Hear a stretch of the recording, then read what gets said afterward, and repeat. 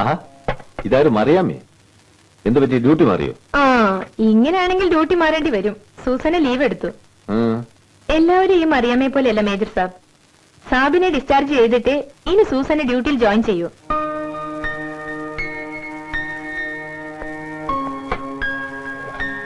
Good night major സാബ്. Good night.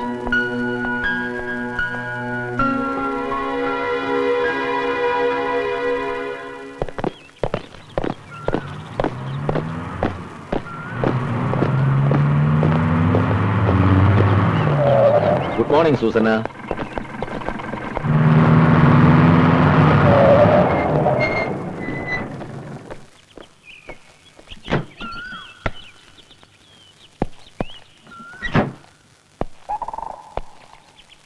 എന്നെ discharge ചെയ്തിട്ടേ തിരിച്ച് ജോയിൻ ചെയ്യുന്ന നിർബന്ധമായിരുന്നു അല്ലേ?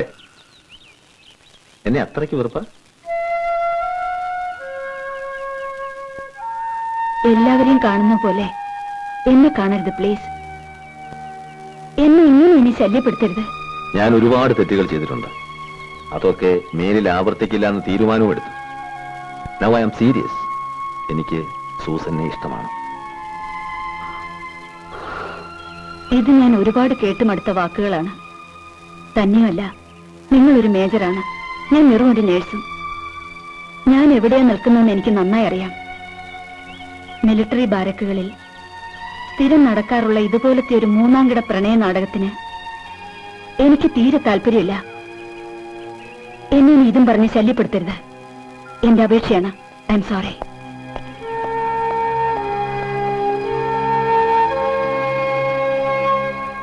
രാജേട്ടൻ വളരെ ആലോചിച്ചെടുക്കേണ്ട തീരുമാനമാണ്. ആൽക്കഹോളിക് ആയ ഒരപ്പൻ, പേരുദോഷം കേട്ട് കെട്ടിക്കാതെ നിൽക്കുന്ന ചേച്ചി, പോലീസ് സ്റ്റേഷനിൽ സ്ഥിരം കയറി ഇറങ്ങുന്ന അനുജൻ, അതിന്റെ ഇളയതൊരു പെങ്കൊച്ചു സ്കൂളിൽ. എല്ലാം സൂസന്നയുടെ ശമ്പളം കൊണ്ട് മാത്രം വേണം നടക്കാൻ. തന്നെയുമല്ല, രാജേട്ടന്റെ കുടുംബക്കാർക്ക് ഇത് ചിന്തിക്കാൻ പോലും പറ്റില്ല. രാജേട്ടന്റെ കാര്യങ്ങൾ രാജേട്ടൻ തീരുമാനിച്ചോളാം. താൻ സൂസന്നയുമായിട്ട് സംസാരിച്ച് അപ്പനെ ഒന്ന് കാണാനുള്ള ഏർപ്പാട് ചെയ്താൽ മതി. I really mean it. I M serious. Okay, ഞാൻ സംസാരിക്കാം. See you tomorrow. Good night. Good night.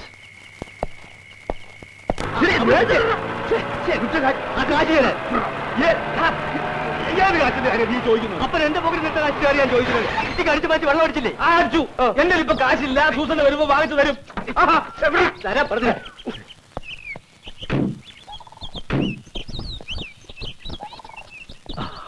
വന്നാട്ടെ. ഞങ്ങൾ അപ്പനും മോനും തമ്മിലൊന്ന് സ്നേഹിക്കുകയായിരുന്നു. അവൻ അർജന്റായിട്ടൊരു 100 രൂപ വേണമെന്ന്. എന്തെങ്കിലും ഇടുന്ന കാശ് നമ്മൾ തമ്മിലാകുമ്പോ പറയാമല്ലോ. ഒരു 100 റുപ്പീസ് കിടത്തേ.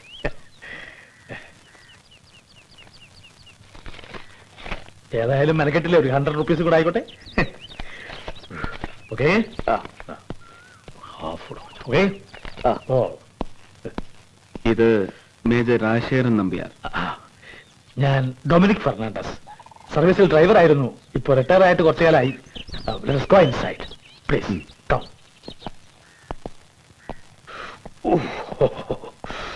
Oh, please. Please.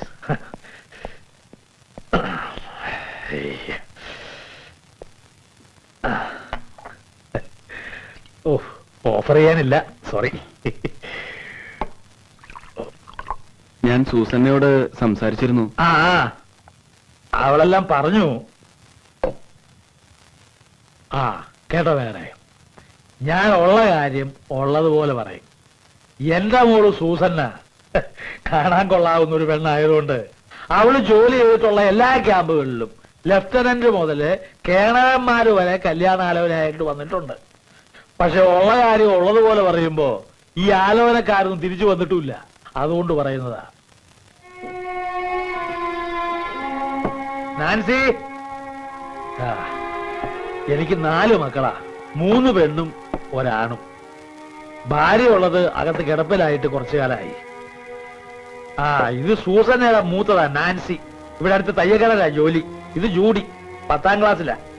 പിന്നെ ആണൊരുത്തരുള്ളവനെ നേരത്തെ കണ്ടല്ലോ. അവന് പ്രത്യേകിച്ച് ജോലിയൊന്നും ഇല്ല. മറ്റുള്ളവർക്ക് ജോലി ഉണ്ടാക്കുക എന്നുള്ള അവന്റെ ജോലി. ഇതൊക്കെയാ ഇവിടുത്തെ അവസ്ഥ. നിങ്ങൾ ചായ കുടിക്കേ. കേട്ടോ വേറെ, മൂത്തവളെ കെട്ടിച്ചയക്കണം, ചെറുക്കൻ ഒരു ജോലി വാങ്ങിച്ചു കൊടുക്കണം, ഇളയവളെ പഠിപ്പിക്കണം, വീട്ടുകാരത്തേക്ക് മരുന്ന് വാങ്ങിച്ചു കൊടുക്കണം. എനിക്ക് കിട്ടുന്ന മുക്കാച്ചക്കരം പെൻഷൻ കാശുകൊണ്ട് ഒന്ന് നാവ് നനയ്ക്കാൻ പോലും തികയില്ല. പിന്നെ എല്ലാം സൂസന്നയുടെ ശമ്പളം കൊണ്ട് വേണം നടക്കാൻ. ചുരുക്കി പറഞ്ഞാൽ സൂസന്ന ഞങ്ങളുടെ ഒരു കറവ പശുവാണ്. അതുകൊണ്ട് ഇവിടുത്തെ എല്ലാ കാര്യങ്ങളും എല്ലാ ചെലവുകളും നോക്കി നിർത്താൻ തയ്യാറുള്ള ഒരാൾക്ക് മാത്രമേ ഞാൻ എന്റെ മോളെ കെട്ടിച്ചു കൊടുക്കൂ. സൗകര്യം ഉണ്ടെങ്കിൽ മതി, അല്ലെങ്കിൽ അവൾ ഇവിടെ സന്തോഷമായിട്ട് നിന്നോളും. ആ, എല്ലാം അറിഞ്ഞുകൊണ്ട് തന്നെയാ വന്നത്. ഞാനൊന്ന് ആലോചിച്ചിട്ട് സണ്ണി വഴി അറിയിക്കാം. മതി, ധാരാളം മതി. ആ, ഇതിനൊക്കെ പുറമെ മാസാമാസം കൃത്യമായി നല്ലൊരു തുക 1-ാം തീയതി തന്നെ ഇവിടെ എത്തിക്കണം. അങ്ങനെയാണെങ്കിൽ മുന്നോട്ട് ആലോചിച്ചാൽ മതി. ആയിക്കോട്ടെ. ആ ആ.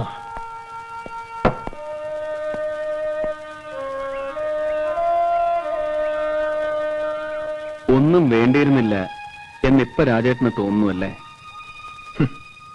ഇതുവരെ സൂസന്നയോട് എനിക്ക് സ്നേഹം മാത്രമേ തോന്നിയിരുന്നുള്ളൂ. ഇപ്പോ ഒരു വല്ലാത്ത സഹതാപവും തോന്നുന്നു. അവരുടെ ചുറ്റുപാട് കണ്ടാൽ ആർക്കും സഹതാപം തോന്നും. രാജേട്ടന്റെ തറവാടിനെ കുറിച്ച് ഓർക്കുമ്പോ ഈ ബന്ധം ഒരിക്കലും അവർക്ക് സഹിക്കാനാവില്ല.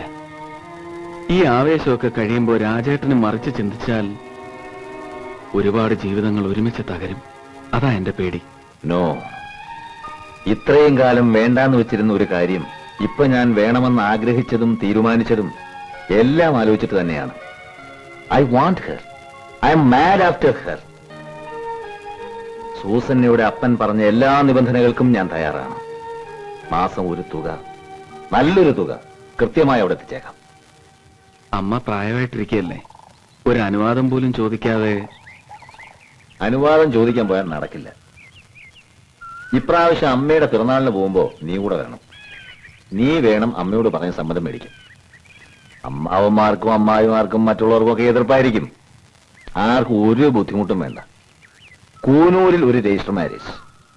ഞാൻ തീരുമാനിച്ചാൽ പിന്നെ തീരുമാനിച്ചാണെന്നറിയാമല്ലോ. സാമ്പാർ ഒഴിക്കാൻ ഒരു കുഴി അങ്ങോട്ട് കുത്തിക്കൂടെ? ഞാൻ കുത്തി തരണ.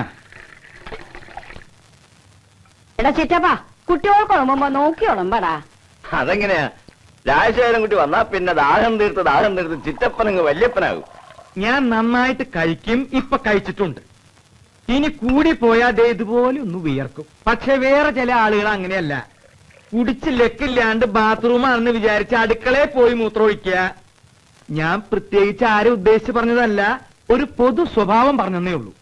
താൻ ഈ പൊതു സ്വഭാവം നിർത്താമോ? ഇപ്പൊ നിങ്ങൾക്ക് ആളെ മനസ്സിലായില്ലോ. ഇയാളെന്നെ അതൊക്കെ പോട്ടെ, രണ്ടുപേരോടായിട്ട് തന്നെ ചോദിക്കുക. ഇങ്ങനെ പിറന്നാൾ സദ്യ കൊണ്ട് നടന്നാ മതിയോ? എന്നാ ഇനി ഒരു കല്യാണ സദ്യ ഉണ്ടാൻ പറ്റുക? ആ സണ്ണി, അവനോട് ആ കാര്യം പറയുന്നത് ദേഷ്യ. അതുകൊണ്ട് നീയെങ്കിലും സമയം കളയാണ്ട് പെണ്ണ് കെട്ടാൻ നോക്ക്. കൂടി പോയാൽ ഒരു പിറന്നാൾ സദ്യക്ക് കൂടിയേ ഞാൻ ഉണ്ടാവുള്ളൂ. അതിനു മുമ്പെങ്കിലും ആ ആഗ്രഹം ഒന്ന് സാധിപ്പിച്ചു തന്നാ നന്നായിരുന്നു. ഗുരുവായൂരപ്പാ. ഇപ്രാവശ്യത്തെ വരവിന് ചില തീരുമാനങ്ങളൊക്കെ എടുത്തിട്ടുണ്ട്. അമ്മയോട് എല്ലാം വിശദമായിട്ട് പറയാം. കാശും സൗകര്യവും ഒക്കെ അല്പം കുറഞ്ഞാലും തിരക്കില്ല. നല്ല അന്തസ്വാഭിജാത്യമുള്ള കുടുംബത്തിൽ പറഞ്ഞോളായിരിക്കണം. അത്രേ ഉള്ളൂ. ഒരു കാര്യം സമ്മതിച്ചേ പറ്റൂ. അവസാനം ഓപ്പോൾ കല്യാണത്തിന് സമ്മതം മൂളിയത് ഈ സന്നിധം എടുക്കൊണ്ട് തന്നെയാ. പിന്നെ ഉന്തിന്റെ കൂടെ എന്റെ തള്ളും കൂടി ആയിപ്പോ. അമ്മ എന്നോട് ഇതെന്നോട് പറയാൻ നിനക്ക് എങ്ങനെ ധൈര്യം വന്നു എന്ന് ചോദിച്ചതോടെ ഈ ചിറ്റപ്പം എന്നെ കമാന്നൊരു അക്ഷരം മിണ്ടിയിട്ടില്ല. അതാണ് അതിന്റെ കുറ്റം. ഞാനൊരു അക്ഷരം പറയാതെ ഗൗരവമായിട്ട് അങ്ങനെ നിന്ന ഓപ്പോൾക്ക് അറിയാം സംഗതി കുഴപ്പാണെന്ന്. അതുകൊണ്ട് എന്നെ ഓപ്പോൾ പെട്ടെന്ന് സമ്മതിച്ചത്. എന്റെ ചൊമച്ചേ. എന്നാലും അവസാനം രാജേട്ടനൊരു നസ്രാണി പെണ്ണിനെ കിട്ടിയുള്ളൂ കെട്ടാൻ. ഇനി സണ്ണിച്ചായനും അവിടെ സുന്ദരിയായ വല്ല നേഴ്സിനെയും കണ്ടുവച്ചിട്ടുണ്ടോ ആവോ? ഉള്ളത് പറഞ്ഞ എനിക്കിപ്പോ സണ്ണിമോന്റെ കാര്യത്തിലാ പേടി. രാജശേഖരൻകുട്ടിക്ക് എന്തോ ആവാം. അപ്പനപ്പന്മാരെ സമ്പാദിച്ചിട്ടുണ്ടല്ലോ. ഇവിടെ അച്ചായം മരിച്ചതി പിന്നെ ഇവനെ മാത്രം കണ്ടുകൊണ്ടാ ഞാനും ഈ പെമ്പിള്ളേരും ജീവിക്കുന്നത്. അതുകൊണ്ടൊന്നും അമ്മച്ചി പേടിക്കണ്ട. നല്ല ആലോചന വന്നെങ്കിലേ സണ്ണി കിട്ടും. ഞാൻ പിന്നെ കല്യാണമേ വേണ്ടാന്ന് പറഞ്ഞ് നടന്നെങ്കിലും സൂസന്നെ കണ്ടുമുട്ടിയപ്പോ എന്തോ ഒരു പ്രത്യേകത തോന്നി. അതുകൊണ്ട് കെട്ടുന്നു മാത്രം. സത്യം പറഞ്ഞ ഞാനും ഒരു ക്രിസ്ത്യാനി പെണ്ണിനെ പ്രേമിച്ചിരുന്നു. എന്താ അവളുടെ പേര്? എലിക്കുട്ടി. എലിക്കുട്ടി? എലിക്കുട്ടിയല്ല, എലിക്കുട്ടി. ഓ അത് ശരി. ഞാൻ ദിവസവും ഒരു ചെക്കന്റെ കയ്യിൽ അവൾക്ക് എഴുത്തും കൊടുത്ത് വിടുമായിരുന്നു. പറഞ്ഞിട്ട് കാര്യമൊന്നുമില്ല. അവസാനം അവൾ ആ ചെക്കന്റെ കൂടെ ഒളിച്ചോടി പോയി. പിന്നെ ഞാൻ ഈ നാണം കെട്ട പ്രേമം എന്നുള്ള പണിക്ക് പോയിട്ടില്ല. ആ അതൊക്കെ പോട്ടെ. ഈ വിവാഹ സമ്മതം ആഘോഷിക്കാൻ ചിറ്റപ്പന്റെ ചെലവിൽ നല്ല നാടൻ തെങ്ങുകൾ വരുന്നുണ്ടെന്ന് പറഞ്ഞിട്ട്? ചിറ്റപ്പന്റെ ചെലവിലല്ല, ചിറ്റപ്പന്റെ വകയായി രാജശേഖരൻ കുട്ടിയുടെ ചെലവിൽ അതിന് ഏർപ്പാട് ചെയ്തിട്ടുണ്ട്. അതിപ്പോ ഇങ്ങോട്ട് വരും. അതുകൊണ്ട് താറാവ്, കോഴിയിറച്ചി, കാളയിറച്ചി മുതലായ കള്ളിന്റെ കൂട്ടുകാരെ പ്രത്യേകം ഞാൻ ഈ വേദിയിലേക്ക് ക്ഷണിച്ചുകൊള്ളുന്നു. അമ്മച്ചിയും പിള്ളേരും അവരെ വേഗം ഇങ്ങോട്ട് ആനയിക്കാൻ ഞാൻ താല്പര്യപ്പെടുന്നു. നമസ്കാരം. എങ്ങനെയുണ്ട്?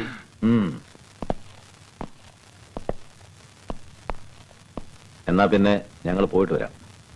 എനിക്ക് മൂത്തമ്മാമന് മാത്രമല്ല, ഈ കുടുംബത്തിൽ ആർക്കും ഇഷ്ടമുള്ള കാര്യമല്ല നീ ചെയ്യാൻ പോണത്. നിന്റെ പ്രായക്കാര ഭാര്യയും കുട്ടികളെയും ജീവിക്കണെ കാണുമ്പോ ഈ അമ്മയുടെ മനസ്സ് നീറാറുണ്ട്. ഇപ്പോഴെങ്കിലും ഇങ്ങനൊരു തോന്നലുണ്ടായല്ലോ എന്നൊരൊറ്റ ആശ്വാസം എനിക്കുള്ളൂ. ഇതുകൊണ്ടുണ്ടാവാൻ പോകുന്ന ഭവിഷ്യത്തുകളൊന്നും പറഞ്ഞു തരേണ്ട കാര്യമില്ല. അതൊക്കെ മനസ്സിലാക്കാനുള്ള ബുദ്ധിയും പ്രായവും നിനക്കുണ്ട്. നന്നായി വരട്ടെ.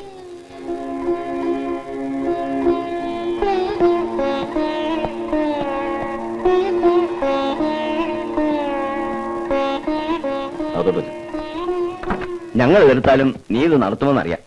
കൂന്നൂരിൽ വെച്ച് രജിസ്റ്റർ മാരേജ് ചെയ്യാനാണ് പ്ലാൻ എന്ന് പറഞ്ഞു. ആയിക്കോട്ടെ, പക്ഷെ ഞങ്ങളെ ആരെയും അങ്ങോട്ട് പ്രതീക്ഷിക്കണം. ഓ, കാര്യങ്ങളൊക്കെ കഴിഞ്ഞ് സൗകര്യം പോലെ ഇങ്ങോട്ടൊക്കെ വരിക. നീ കയറ്.